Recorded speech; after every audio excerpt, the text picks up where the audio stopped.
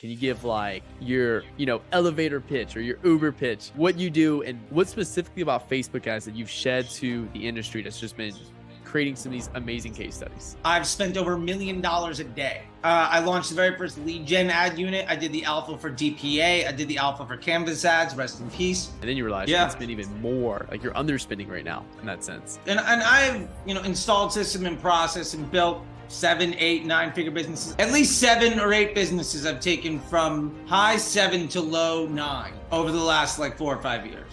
One of the biggest things that those brands all have in common, my number one piece of advice would be to figure out. Yeah, so we had one account, and in fact, I'm actually building a case study around this one particular account right now. And we launched dynamic creative testing. We did our usual testing campaign, did really well for the first round. Then the second round, I was like, hey, let's try a dynamic creative test, and it crushed. I mean, just did amazing. And then I was like, okay, cool, let's try this on another account, and it did not spin at all on that particular ad set. It spent like, was spending $14,000 a day on this one campaign, CBO, and the ad set was getting like $50, $100 a day on it. So I'm like, sure, the ads weren't good enough. Got it. Exactly. And I was like, okay, cool. I was like, my heart's telling me, hey, let's set a minimum budget on this and force spin to it. But then I'm sitting back in my crate. Let me look at it from, the disruptor's perspective. Have a little Charlie in the back of your head. It's going to work out all right for you. I promise. What would he say in terms of why it's not working? Well, that's not good enough. That sucks. And we've seen that from time to time in our accounts, where you drop a really hot ad in there. That's amazing. It'll immediately get all the spin and crush for the account. That's what you want. That's a great problem to have. Exactly. And so I was like, okay, cool. I was like, let's just validate this. Let's throw this in a testing campaign to force spin to it. If we force spin to it and it gets no results, then Facebook was telling us the correct truth at the beginning, but we're just too stubborn to admit it. So threw in a test campaign, ran it for 3 days, $100 a day. And guess what? Nothing. Like literally blew $300. So I'm like, okay, that just completely validated in that aspect right there. Yeah. So it's funny how like it knows what it's doing. When you let it actually do its job, and when you get out of the way of micromanaging employees, sometimes they're going to do all right. That is true. So we're definitely exploring it a lot more right now in the agency. I think the one thing we're looking at right now in terms of a problem is when you throw in a dynamic creative and, whole new ad set in a campaign with a high budget, and then that ad set sucks up a bunch of spin. Really good if it's getting positive results, but then when it's not getting positive results, that's the next thing we're looking at. So we're just looking at like tossing like a rule for something like that. Hey, sure. Here's just like a rule that's very, very, very loose. If it spends 10x our target CPA with nothing, then just cut it. So that way it doesn't blow too much. Yeah, you might, because Facebook is ultimately optimizing towards the end user experience and it's optimizing towards delivery on estimated action rate, given the fact that it gets all of the spend, because spend is a meritocracy, you might have created something that creates a great user experience, but doesn't ultimately align your objectives with Facebook. So you're not algorithmically aligned, where you produce something that demands all the spend, but doesn't produce any business. And those are great lessons to learn from, and definitely not things you should abandon, but figure out why it got spent, and also focus on what about it didn't drive the action. And ultimately, sometimes you also have to say, is that a bad thing? Mm-hmm. Because if it's getting you a ton of spend and you're reaching 3, 4, 5 times as many people, and you have an account with a lot of those, the incremental lift on every channel might also spike. So you have to be measuring, I use ecosystem ROAS, so I can measure all of it on a Google sheet. I don't use any fancy tech. I learned how to do attribution. Fun story. My old boss was this woman, Marina Randolph, and she was basically the woman that invented the "But Wait, There's More" on the infomercial. She was the vice president of Guthrie Rinker. That may or may not be true, but that was like her job, right? And she used to tell me, I used to come in here with all the reports and everything I hear everybody talking about these days about attribution and ads and ABO and interest and all of this stuff. And be like, no, this is doing great. Look at these numbers. She'd be like, I don't give a damn. And it took me forever. And she sat me down once and like, this is how I know you're wasting my time. I can't see the result of your work. And I was like, well, here's all the attribution. She said, when I was spending $100 million a year on television, my attribution model was 15 minutes after the infomercial aired. Wow. Get me something that rock solid, or you can't come back into my office and talk numbers. It took me 3 months to figure out how to get 15 minutes of her time. And within 18 months, we took 310 Nutrition to nearly $100 million. Once we figured that out. The point is, like, you have to understand the omni-channel impact of the work that you're doing. And I see so many folks saying this ad isn't working, or interest groups just work better, or lookalikes just look better. I'm like, I get it. Your Facebook report looks better. The ego of the marketer is improved, but your finance department doesn't know you exist other than as a liability on the bottom line as a cost. There's no debit coming in because of your work. And that is extraordinarily humbling to basically get laughed out of an office from somebody that's managing, 9-10 figure business that has no interest in your time. And you think that everything you're doing is good. And that's the hard part, is to realize that what you've been taught to value, not only as a business, but also ourselves. Like, how many media buyers have been taught to say that they're good because of the X result? And then to know that that metric that you've based your ego, I'm not saying that as a negative thing, like your ego, super ego, and id, like your self-valuation is built on this bedrock of something that you falsely attributed value to. That is extremely difficult to wrap your head around. And I love, more and more I hear about people learning the bigger numbers that matter and really embracing that stuff. Yeah, I think it's like a biggest thing. It's just a paradigm shift from going like, hey, I want to make 6 figures a year to like, hey, I want to build a business of 7 figures a year. Do you want an interest group that does $50 a day, makes you $150 a day? Or do you want a broad campaign that does, $500 a day and makes you back $1,000 a day? Yes, you're a lower ROAS, but you can scale way more. And then you start impacting the things with CPA and LTV, start adding that to it. And then you realize you can spend even more. Like, you're underspending right now in that sense. Yeah. Like, I always tell people, in my experience and I've, installed system and process and built 7, 8, 9 figure businesses. I've been doing it. At least 7 or 8 businesses I've taken from high 7 to low 9 over the last like 4 or 5 years. At one point you're lucky, then it's coincidence. Then it's like, okay, well, maybe this thing works. To the point where now it's kind of like on demand and it'll happen. And what I can tell you is, one of the biggest things that those brands all have in common, like, if I had to set up a business right now to get you to 8 figures from 6, my number one piece of advice would be to figure out, how can I allow a worse result on Facebook to be a good thing for my business? I only have $1,000 a day to spend. Why isn't it 5? The reason it's not 5 is almost always because you can't let Facebook run that inefficiently. My solution to that is, you need to have a better business model. And once you figure that out, I'll give an example with 310, just because we referenced them earlier. When I came in, they were doing about 5,000 a day, like a 2.5, 3x on the 28-day, 1 day attribution. When I left, we were in the 30 to 50K a day at a 0.8 on a 1 day click. Because we knew that customer was worth about a 4 or 5 in aggregate over the lifetime value. So when you start looking at Facebook as an amplification of intent creation and the growth of your business, instead of the place where you make money, Facebook isn't a salesperson. Facebook should never be thought of as the place where you make your money. You know, if you ever watch Shark Tank and somebody's pitch is all we need now is really good marketing, you're going to get laughed off the stage. And my reason to bring that up is if you say all I need to do to scale my business is has Facebook be profitable so I can continue to scale it, you've already lost.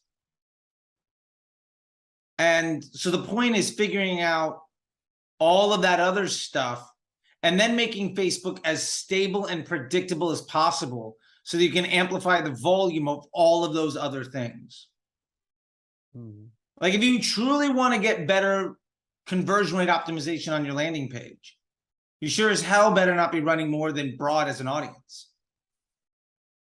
Because, or running multiple types of, like how many different type of people do you want coming to your store that you're going to try to optimize after the click? Your store should attract the type of attention that your advertising brings in. But when you start to force that to many different types of people, well, you're going to have 50 people of this type, 1,000 people of this type, 400 of this type, 300. There's no way you're going to be able to have a solution that fits for all of them. But if instead they're all whatever, because every ad makes its own lookalike audience based on its performance. If your customer experience is built off of just optimizing the flow of who your ad attracts,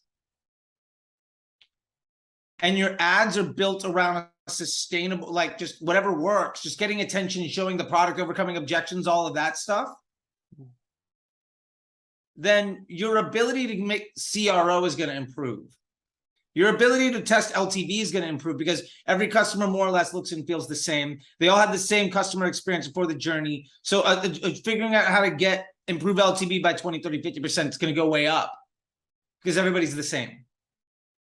And then trying to make business decisions that'll grow so you can plan for 3 months, 6 months, a year in the future is going to be a lot easier when your data set is one type of customer because you're ultimately promoting one product and attracting ads that bring in that type of user. And maybe you want to expand who those people are. And so you find different ads that will target different individuals, but still you're strategically expanding the business. So you go from a car dealership that just sells minivans to being a car dealership that sells minivans and sedans. You don't go minivans and then F1 sports cars.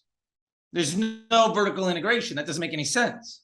But like, to use the real world example, if you're an iPhone accessories business with cases, instead of then going to cat toys, maybe you go to like chargers or like phone accessories. Like you bought one, you're likely to buy the next. Now the customer journey feels very similar and it becomes really easy to build a brand. But yeah, I don't know. That stuff is just fun to me. And I love to see how many more people are embracing it. And people doing the one campaign and the dynamic creatives. And I've gotten to the point where I just like send people links from chats I did in 2018, 2019, ebooks from 2020. I'm like, I love that you finally embraced this. Here's the roadmap for your next 6 months. And I get some people pushing me back like, nobody likes a know-it-all. And I'm like, sure. But if I can save you 6 months, why not just listen, especially if I'm going to help you out the whole way? And I don't know everything. I just have the luxury of making hundreds of millions of dollars of mistakes. There's a benefit from that, you know, like I get to teach and every day I have folks coming in from ad accounts, from different agencies and experts and gurus. Like I can't tell you how many people I talk to where it's like, hey, Nick, you know that account that's not really working out and this guy said goodbye to you 2 weeks ago? They became my student 3 weeks ago. Like that kind of stuff happens all the time. And so I know how people are doing things. And when I give people advice in public, I'm not calling them out to be a dick. I'm like, I've already seen your internal workings. I already fixed your problems 6 times. If you listen to me, I'm going to be able to help you. And it's fun. Plus, you know, I get it. I feel like this. I'm curious what you think. The elite media buyers, the elite agency folks, the elite marketers. There's something like, did you see Maverick from Top Gun? You know the Top Oh, Gun Maverick movie? absolutely. Watch that movie twice. There's a little bit of that in a lot of the really good media buyers. There's sort of that like alpha dog mentality, right? There's a little bit of that swagger that you kind of need a little bit of it. I think you need that confidence, you know?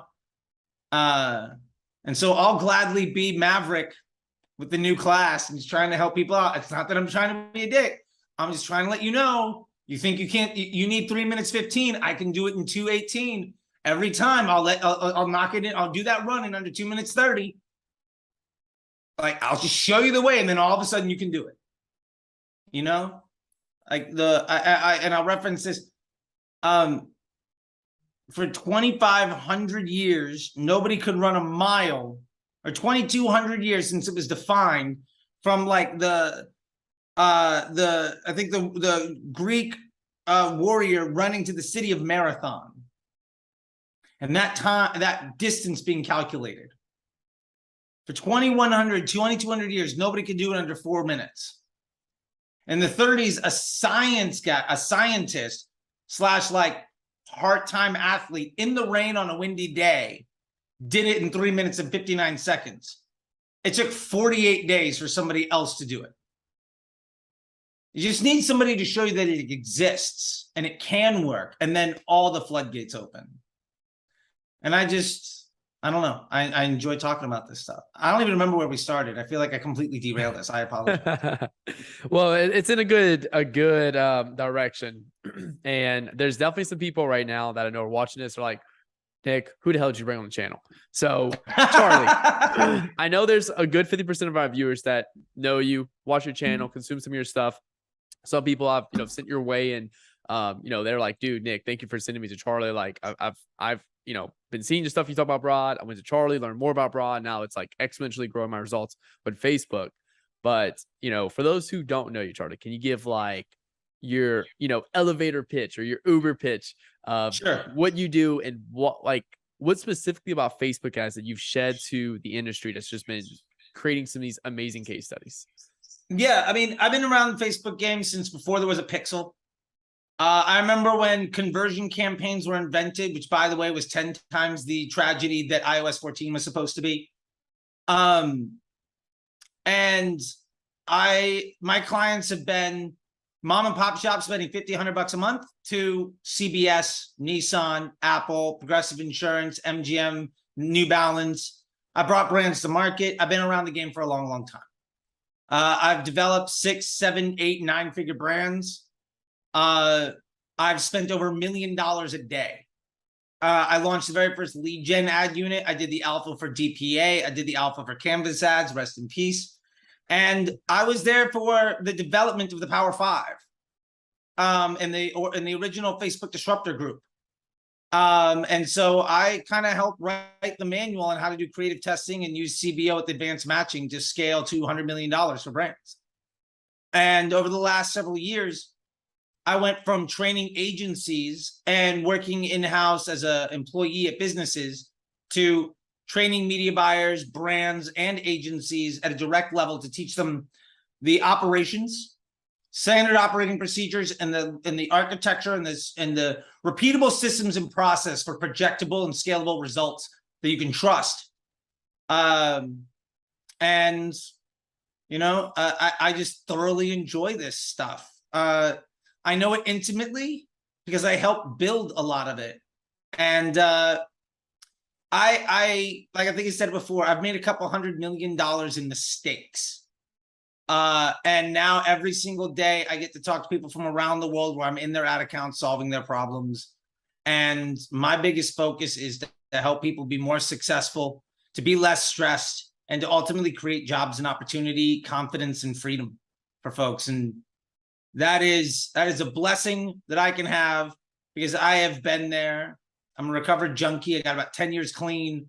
I used to have to make the decision between heroin and food. And now I get to help people quit their jobs and achieve their dreams and create opportunities for others. And it is a beautiful place. And I think that is about 27 minutes shorter than any other description I could possibly give about how I got here. No, that was beautifully well said, man. And you know, I first discovered your content somewhere around January when I got onto DTC Twitter, and I was aware of the broad targeting. I first discovered it from Chase Chappelle, with Okay. Chappelle Digital, sometime like mid 2021, and I started spending a little bit on broad, not much, never embraced it, but I understood the power of it because my biggest case studies always had a broad audience in it. So then I came across your stuff in January and I started really embracing it. And since February of 2022 till now, we haven't ran one interest, one lookalike, or one retargeting campaign. And we managed around $750 to $1 million a month in ad spend between 10 clients. And last year, we never crossed 200-300K a month in ad spend. And we were running interest, lookalike, retargetings, and all this crazy stuff. And now we're spending more and making our clients the most money ever by just simplifying everything. So I definitely owe you, you know, huge thank you for that. Just to Oh, really thank kind of you. hit some of those key points. And at first I was very skeptical, which is a lot of other people that are watching this are like, Nick, I've tried broad targeting. It didn't work. And I'm curious, I know you get that 1,000 times a day, but what is Sure. like your short form answer? Hey, I tried broad targeting. You know, I had a lookalike that was running at 3x ROAS, interest group that was running at a 5x ROAS, and then I threw in a broad targeting audience with some ads for those groups, and it didn't work. What's your Got it. typical response for that? Yeah, well, it's three parts. Number one, ROAS is a nonsense number. Throw it out, never use it again. It doesn't mean anything. Actually, the concept of attribution is saying that the last touch point gets credit for the entire sale. So does the car salesman at the dealership, should they get credit for every car sold by that they sell? Basically, if you want to start a brand new car company, does that mean you just need to hire 1 million salespeople and you'll be a billionaire overnight? No, that's ridiculous. So first part is we have to get rid of that, because ultimately your business doesn't grow because your Facebook ROAS is good. Your business grows because cash flow and a customer acquisition is happening at scale that ultimately can overcome your burn rate, right? It's a finance problem, right? It's a math problem.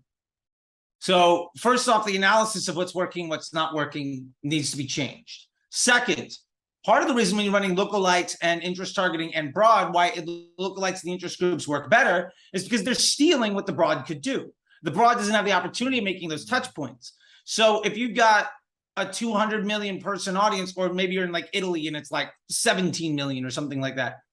If you've got lookalikes that have been running, number one, there's a lot of data behind them, or interest groups or whatever that have been running and are much smaller, the opportunity for them to today outperform things is probably true, but that's penny smart, pound foolish. You're stepping over millions of dollars to go grab a $10 bill on the street. You're not thinking about what life is going to be like in 3 months. You're trying to stay in business today, and you've got to switch up that thinking. And then the last thing that I want to do is talk about what broad really is. And you have to understand that audiences don't do targeting. The concept that an audience targets individuals is a fallacy. That's not how it works. An audience constrains the available inventory to just certain people. Now, an interest group, which by the way, Facebook hasn't done development on interest group in years. So you're using 5-6-year-old technology that Facebook doesn't support and have been begging you to stop using for forever. An interest group, 1/3 of the people in an interest group are there by accident, like the tech is just out of date. Half of the people that are there because they don't like you, not because they do. And interest doesn't imply intent. So that means up to 2/3 of your available audience is bad. But hey, that other 1/3 is great. And you're seeing wonderful results from them. And then you're like, well, lookalike targeting just follows people that are going to buy. Sure, but it's predictive. It uses a data set that you have to establish what things might happen. The problem is, as you deplete that data set,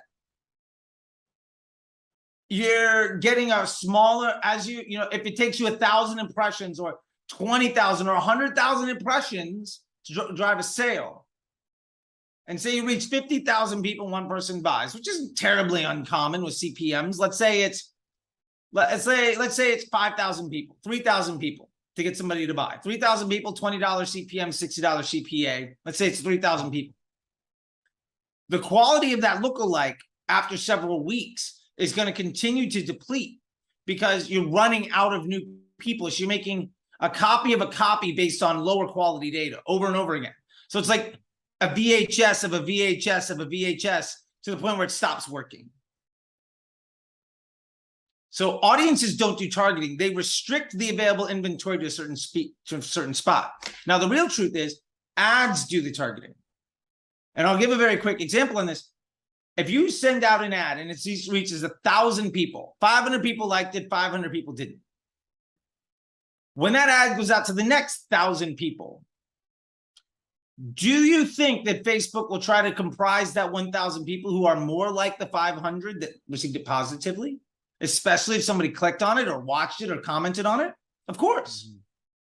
It's going to go after people who look like those that responded positively, especially if they start taking desired actions. That's a lookalike audience. Every post ID makes its own lookalike audience. When you drop in detailed targeting, one, you're paying a premium. Back in the day, Facebook literally used to tell you this detailed targeting option is 28 cents CPM or 50 cents CPM higher. And I know you're thinking, well, that's not that big of a deal, but we're talking back when CPMs were like $4, $3, right? Like TikTok CPMs now. Yeah. Or what they were in November when everybody said it was the future. Now they could be $30, $40, $50. But yeah, my point there is you're paying a premium to then constrain the available people that can see your ad. Your hope is that what the ads lookalike audience is has an overlap over what that interest group is. At a small scale, there is an overlap, and there's definitely some people to get. At $100 a day, that might be great. At $10,000 a day, you're going to run out in like 3 days, and you'll never be able to use it again. So you're never going to be able to scale by paying extra to make your ads less successful. And when you run broad, all of your data goes into one place. So ultimately, the machine gets smarter and smarter. That concept of Kaizen, it's going to get a little bit better every single day. And it's getting a little bit better by basically you're saying, hopefully you make the right choice, but a bad choice is never going to be repeated. And eventually you're whittling away all the gray area. You're chipping away at the marble until all you have left is the good money. And if you think of it in that way, there's legitimately no good reason to use something other than broad, which, by the way, is doing retargeting for you anyway. If you don't believe me, go look at the frequency column. Is it over 1.0? If the answer is yes, then that means people are getting retargeted. So there's debunks everything about targeting. Hopefully in the simplest way possible. Believe me, I've done hours that get way more in depth, but I'm trying to be more concise.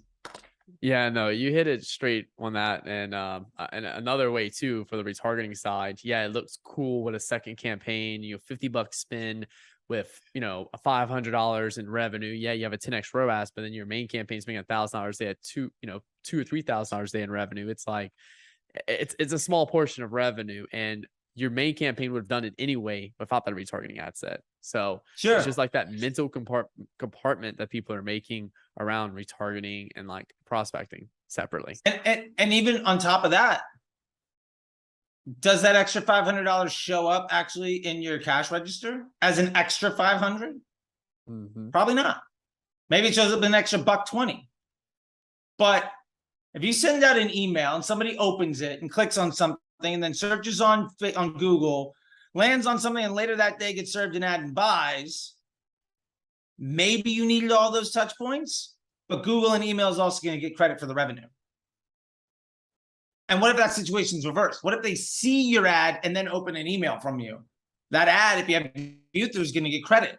And I'm not saying the view through is bad, but retargeting revenue is far less incremental. So maybe you get a 5x, but if only 20% of it is real new money, you basically broke even and you spent a lot extra money to do it. And the opportunity cost is, if your retargeting CPM is 50 and your prospecting is 15, you reached the same people a few times instead of reaching 3 times as many brand new people. You prevented your business from growing by trying to make Facebook look better, even though you didn't actually receive any additional revenue because of it over cost, which is, generally speaking, not a way you grow a business. Correct. Frowned upon in this establishment. I'll put it that way. Yeah, no, I agree with you. And also too, like I think people are looking at it from a different perspective too. This is the reason why I love it. You know, I used to run 4 retargeting campaigns, a MoFu, a BoFu, and then a past purchases campaign. And then some of those campaigns I would have like a 0 to 7 days, 14 to 30 days. And I would have so many different creative concepts in the account that I was focusing on stuff just to make a little bit more money in the back end, but I wasn't focusing on the things that was, you know, you can go, if you go double your top of funnel revenue right now, it's going to create an huge incremental lift in your business. Sure. If you would go increase your retargeting effectiveness, yeah, it might make a little lift, but your retargeting is still dependent on your prospecting anyway to keep feeding people in the funnel. So you're building the wrong part of the business. Yeah, absolutely. And like when you start to look at a business as a whole and say you've got Google or search, because I'll say Google but it should be search. By the way, if you're running Google and not Bing, do yourself a favor, open up a Bing account. It has an import Google Ads function. It's a button. And you'll basically be on 2 platforms that will 100% duplicate your Google. Do that right now. Like pause, come back in like 15 minutes, and you'll be making a few extra bucks tomorrow. Like just do it. But if you're also running email, what you have to understand is, do you think retargeting the people that were added to that are in your abandoned cart email flows that are already searching for you is going to drive you new net revenue versus reaching 100 new people that have never heard of you before? Which one of those things do you think, if you do at scale 1,000 times over, is going to make you rich versus which one is going to make a report that makes the Facebook media buyer feel good in a meeting that doesn't include the CEO or the finance department? Like, you got to understand what your objectives are, what your priorities are. So yeah, running it broad on Facebook also improves your email open rate, because people like your business are more likely to open the email. Improves your search volume. And if you're running Google Analytics to data traffic analysis in UTMs, which I have a whole other problem with UTMs. I don't use them, but that's just because I don't care about ego. You're going to see direct traffic spike when you run broad versus retargeting. The direct untracked traffic is going to go way up, because how many of those people just hear about you and go to your site? Or how many of those people click, but they got ad blockers on? Or how many times is your UTM attached anyway, but it gets stripped because they're inside the Facebook browser or on incognito window? That could be as small as 18% of your traffic and as big as 60 to 70%. So why not focus on bringing in new people? Plus, it's so much easier. Like, it could be, if you're managing Facebook and it's over 3 hours a week, I promise you're working too hard.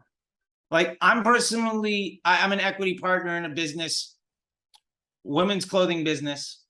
I got brought on in February. They spent $200,000 in Facebook ads. In July, we spent 1.2 million. That's amazing. I spend maybe 3 hours a week. I do all my reports on in-platform attribution on a Google Sheet. I only do broad with dynamic creatives. I'm promoting one product, and we're crushing. When everybody else says Facebook's hard and you're coming in a recession, you're not. That's a lie. So if your business is going down right now, understand it's not that less people are buying. Maybe that's true. But what it also means is there's somebody out there doing better than you, stealing your market share. There's always a dog bigger than you in the pound. You just have to eat their food, even if there's less food to go around. And that should be your focus. There's no limitation in buying behavior and all that. That's nonsense. People are still spending money. Like, yeah, you're not Blockbuster losing to Netflix, right? You got a corner bakery and like you know, like, and somebody opens up a Dunkin' Donuts down the street. That's your problem. They're just going to steal your market share from you. Like, so you have to compete with that. And if you get your stuff right, like, you'll be able to put the Starbucks out of business in your small town because you just do a better job of customer service and product. And you see that happening all the time. So run a good business and keep it simple. Like, yeah, we're going to do with 7-figure business. It takes me maybe 10 hours a month to manage. Before I came on, it was 3 to 4 hours a day. And that's just way too, you're just working way too hard to hurt your future. I don't know. I've been there. That's my opinion. I've been there with literally just 2 ad accounts early in my Facebook career, which is like mid 2019 or later 2019, where I literally just had 2 accounts spending $2K a day total. And I remember like being a day trader in the ad account all day. Oh yeah. 7-8 hours. Now I spend 15K a day in just one account, and I spend 15 minutes a day inside of that account. Jump in, make a few tweaks. That is it. There you go. The rest of the time is on ads that lift the business forward. And that's where I want to touch next is, okay, cool. Broad targeting may have not worked with your existing ads, but then you start building new ads and testing them against broad until you find that winner that, you know, takes your business forward. That's also the biggest thing too, that I feel like a lot of people are not seeing as well. Yeah. Like if your ads that you tested against retargeting or an interest group work there, great. Like, so you're the best bicycle rider as long as it's downhill with training wheels on. Awesome. If you can start to run dynamic creatives at broad, they might work, they might not. But if every couple of weeks, it continues to seem to get better and better. If you get 2% better a week with your dynamic creatives against broad, over the course of a year, you're going to get 3 times as good, right? That's 2% a week over 50 iterations. My point to that is saying that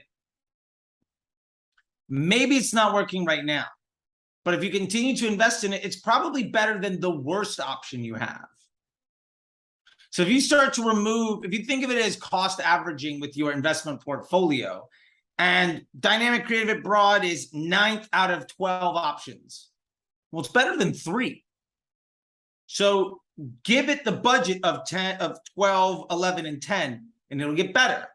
Now, maybe it's the 7th out of 9 options. Let it start to gobble up everything else.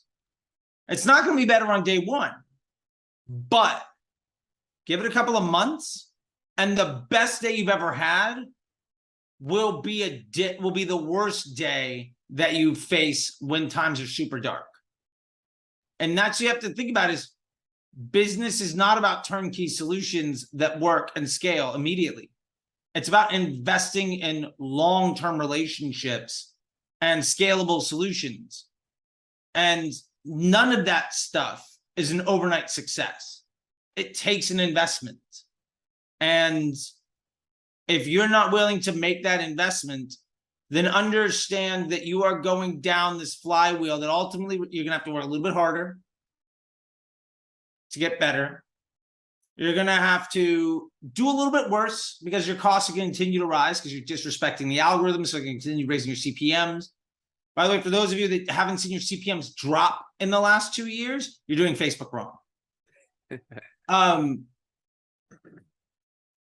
If your CPMs continue to rise, you continue to work a little bit harder, eventually you're going to get priced out of the market, which is what Facebook is doing. Basically, they're saying, you're disrespecting our customers and our business model, so we're going to just tax you a little bit more, and a little bit more, and a little bit more, till eventually you can't play because we know somebody that's doing a better job will gladly come in and do it. So that's the way that I think about it, at least. And I used to be the, you know, I would get a Trenti cold brew, no ice, put on some headphones, and I can, by force of will, produce another 10 to 20,000 in revenue that day. But I had to do it every single day. And if I took a day off, the business felt a 30, 40K hit in revenue. Like, You can't run a business like that. You can't scale a business like that. You can't achieve dreams where it means that your best employee has to give you A+ work every waking moment of every single day. It's just impossible. Plus, the machine's going to be better than you anyway. So you might as well just embrace making an automated factory. You know, Henry Ford figured this out over 100 years ago. Just do that. It's a lot easier. And you make more money. Yeah, you spend a lot less time in the ad account. And that's, you know, a lot of people are like, well, I don't mind it for the money. But yeah, you do that for a year and then your business barely moved forward and you realize you wasted a year when you could just jump in, embrace this now, and, you know, tremendously change the trajectory of your business, which is huge. And I'm curious too, because I know we're going to get into the end of this, but just for the people that are kind of questioning, like, you know, your setup, and you said you run one campaign. What does that one campaign look like? It looks like this.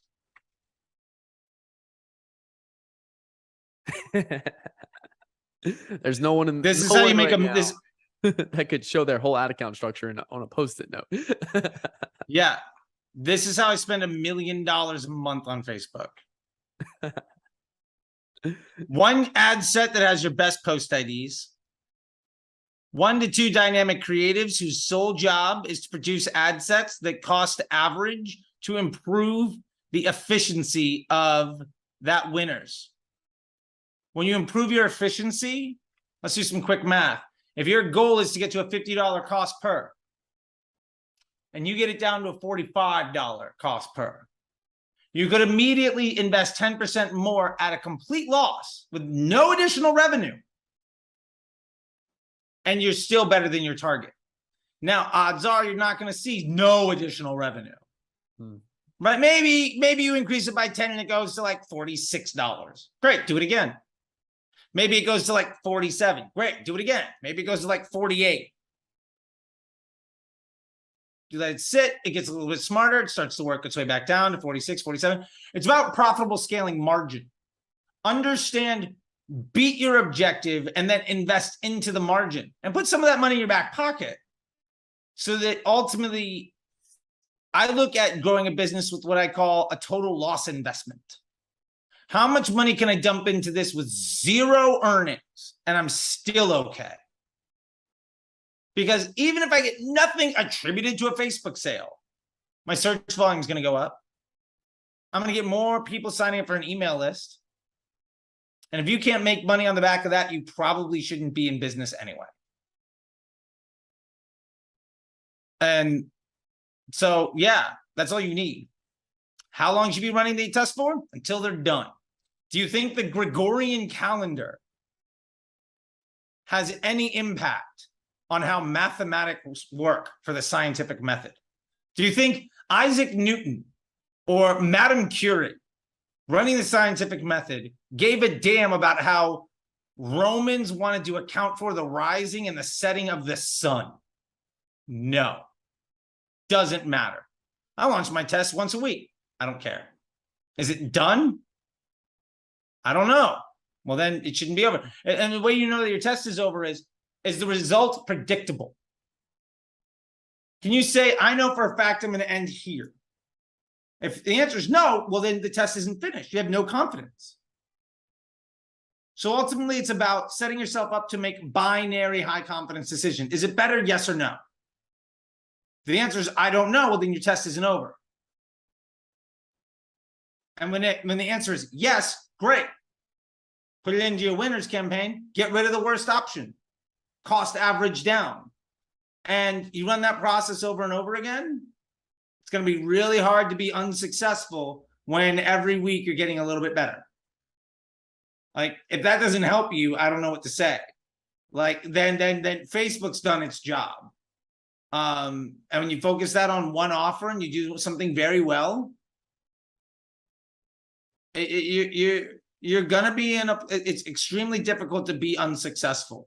Like, at that point, you are only working on amplifying the part of the business model that can handle scale and is already working. That's money in the bank. That's just easy peasy, rinse, wash, repeat, scale another business.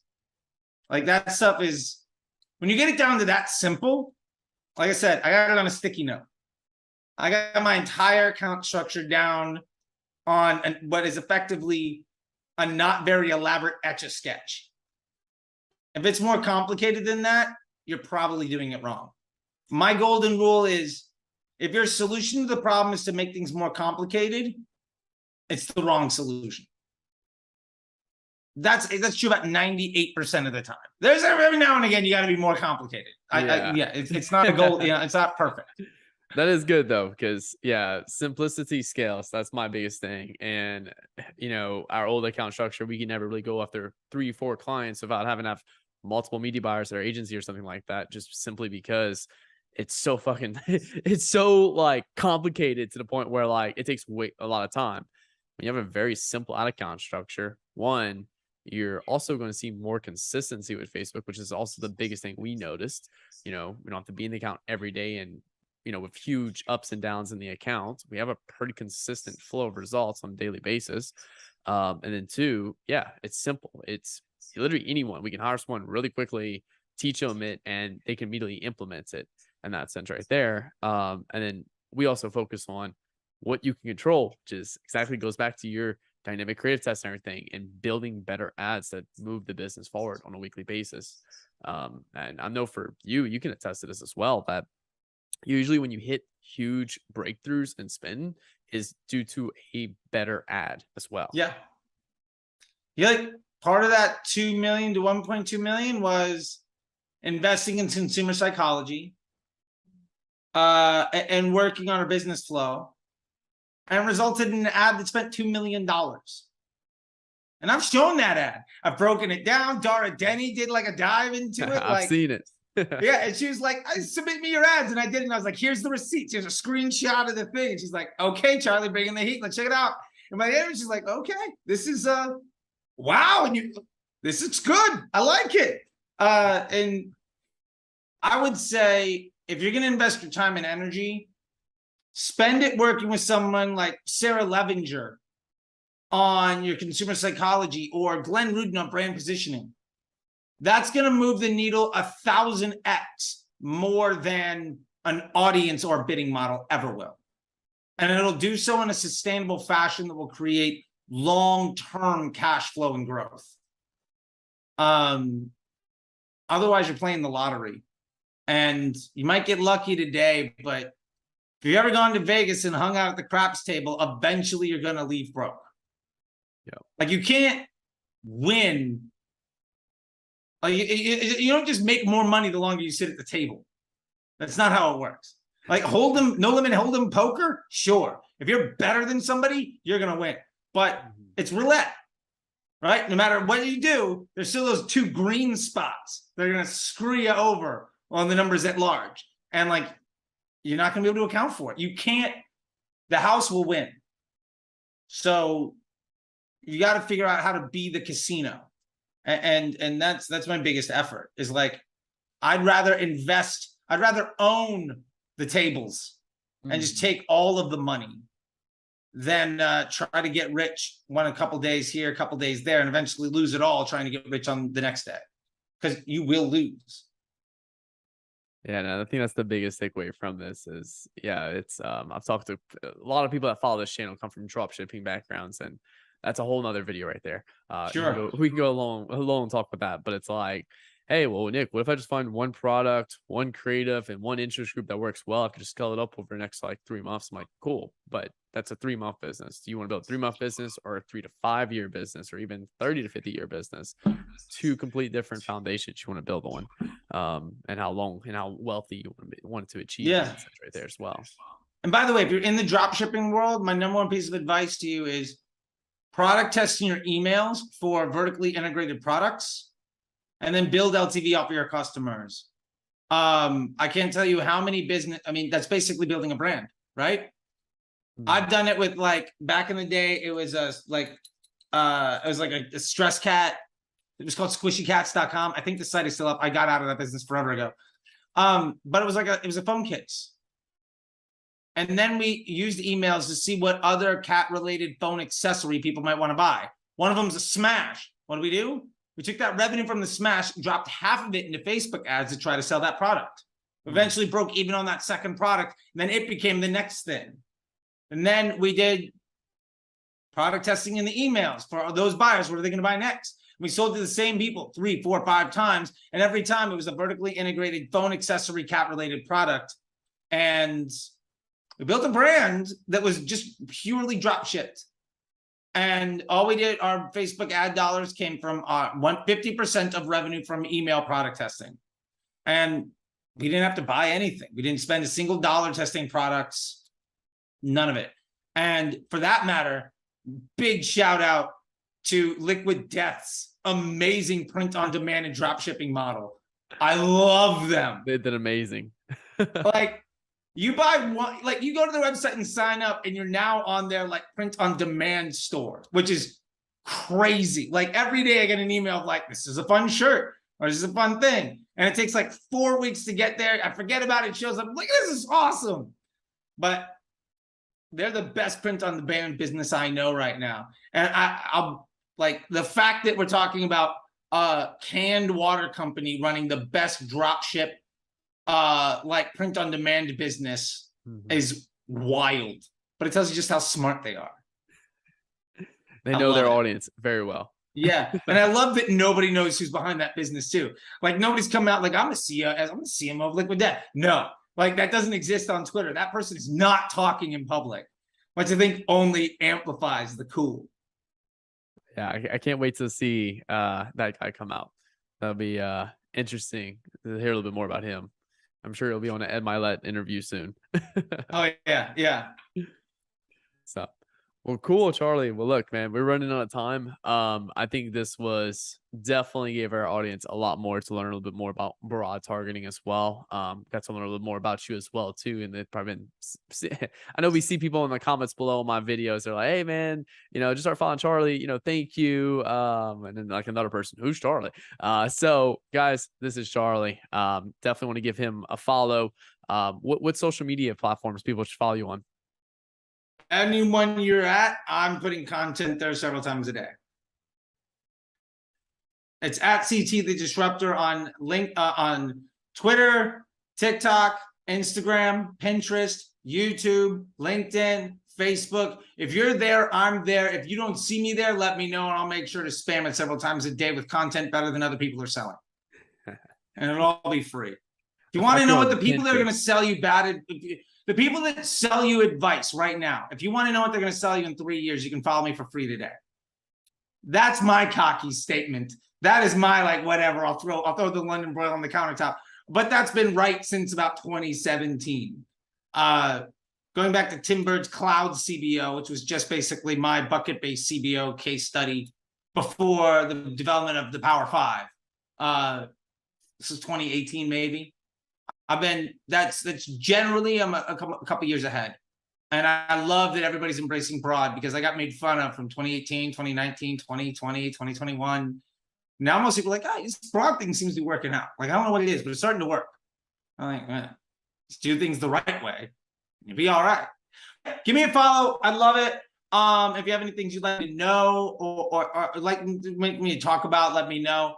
I make a ton of content, so I'm always up for more ideas and collaborations and just suggestions, man. Sometimes the well runs dry. I'll gladly take some ideas. I got some fun new TikTok ideas that I'm going to try out just to see if people dig the content. And just try to be entertaining and then sneak in good advice while I'm there. We'll see. I'm starting to do, like, I did one that was like this. It blew up on YouTube Shorts. It did all right on TikTok. But I've noticed in all these, like, thirst trap girl videos. So I'm starting to just kind of like mock the girl thirst trap, like audio with me like pretending to take my shirt up and going like, and then like giving just a bunch of good advice. And that is blowing up. I don't know. Like, I'm just trying to have fun with it. And thank you very much, Nick. I really do appreciate it. And thank you for all of the very nice, kind words that you dropped in along the way. It's ultimately my focus is to help people be more successful. I don't run an agency anymore. I do teach.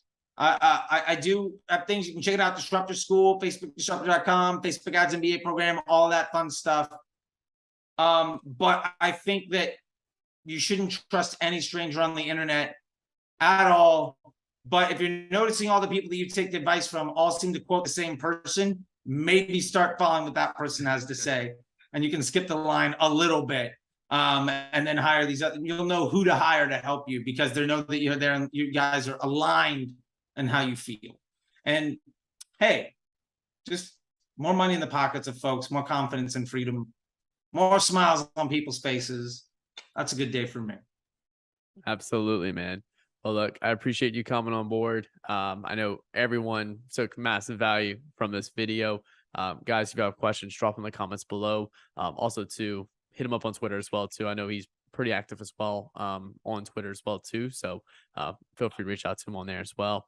But yeah, Charlie, thank you again for coming on board, and really appreciate your time today, man.